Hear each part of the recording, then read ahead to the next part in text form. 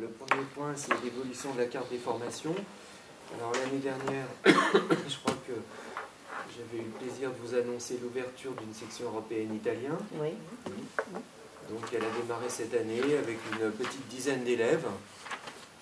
Bon, c'est un début. Par expérience, je sais qu'il faut un petit peu de temps pour que les sections européennes acquièrent une réputation et que des liens se créent, notamment avec les collèges. Donc pour une première année, 10 élèves, ça n'est pas si mal. Et puis on verra si l'effectif augmente d'année en année. En tout cas, les élèves qui la fréquentent, cette section, sont contents. Ça se passe assez bien. D'ailleurs, un certain nombre d'entre eux ont pu bénéficier d'un voyage en Italie. Et donc l'année prochaine, on continue sur le niveau première, puisque là, c'était uniquement des élèves de seconde qui étaient concernés. Et l'année dernière, nous avions aussi un projet de section européenne espagnole. Alors, espagnol SES, alors que l'italien fonctionne avec l'histoire-géographie. Donc, espagnol, c'est destiné aux élèves qui poursuivront vers un bac sciences économiques et sociales ou un bac sciences et technologies, du management et de la gestion, un bac tertiaire. Donc cette année, à titre expérimental, nous avions quand même proposé à des élèves de seconde de s'inscrire. On en a eu seulement 5 ou 6. Mais maintenant, nous avons une validation officielle.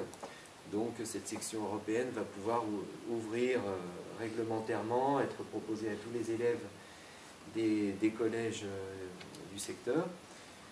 Donc on va voir ce que ça va donner. Les professeurs ont vu pas mal de personnes intéressées à l'occasion des portes ouvertes, donc ils sont plutôt optimistes. Et puis le point le plus important, c'est que nous pouvons réaliser un projet dont je vous avais parlé l'année dernière, qui est l'ouverture d'un BTS Management des unités commerciales par apprentissage. Cette ouverture a été validée il y a une quinzaine de jours, donc nous sommes en plein travail là. Il faut savoir que les candidatures sur le site académique Admission Post-Bac, c'est un site qui permet à tous les lycéens de formuler des vœux pour des établissements d'enseignement supérieur, étaient ouverts entre le 20 janvier et les équipements. Donc là, nous sommes dans un bâtiment qui a été rénové.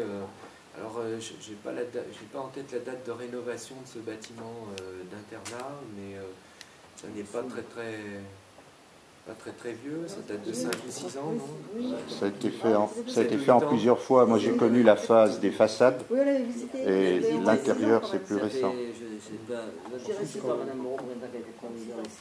a dû arriver en 2008, non? 2008-2011. Oui, mais disons, ça s'est fait avant. Ça s'est fait avant avec son prédécesseur. On a visité d'ailleurs l'aménagement des façades, des toits, mais aussi le dortoir, tout ce qui était internat. Et cette salle-là a été faite, disons, un petit peu avant. Donc en gros, une dizaine d'années. C'était donc fait par tranche au niveau du conseil régional. Bon, et puis après, bon, ça a été... Donc là, dans le bâtiment externat, il restait encore des travaux à faire, notamment à l'intérieur, parce que même si les façades avaient été refaites, on avait encore des vieux plafonds, avec des difficultés ensuite pour installer des équipements modernes. Donc maintenant, les plafonds ont été refaits, comme ici, ce qui va nous permettre d'installer des vidéoprojecteurs dans la plupart des salles, puisque ça répond à un besoin dans l'évolution des techniques pédagogiques, en fait. Maintenant, la plupart des jeunes professeurs ne savent plus travailler sans vidéoprojecteur, ils préparent tous leurs cours sur ordinateur. Donc, ils nous les réclament. Là, ça va nous permettre d'améliorer les équipements pédagogiques.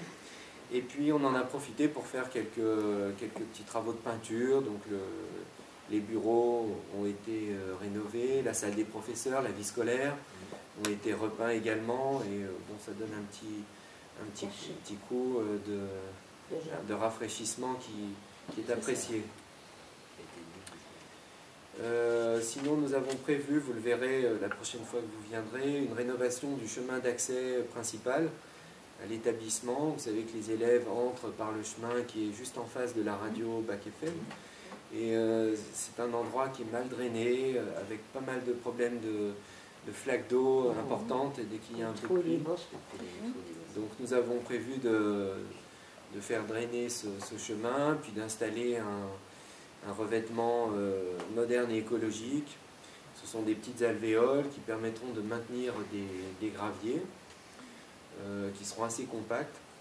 Et donc on espère comme ça que le chemin sera beaucoup plus accueillant, beaucoup plus propre. On va faire refaire toutes les bordures.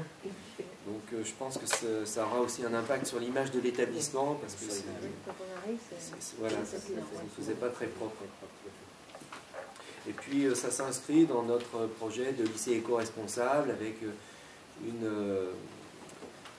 gestion écologique des espaces verts. On essaie de développer la biodiversité. Il y a des plantations de haies qui se font un peu partout.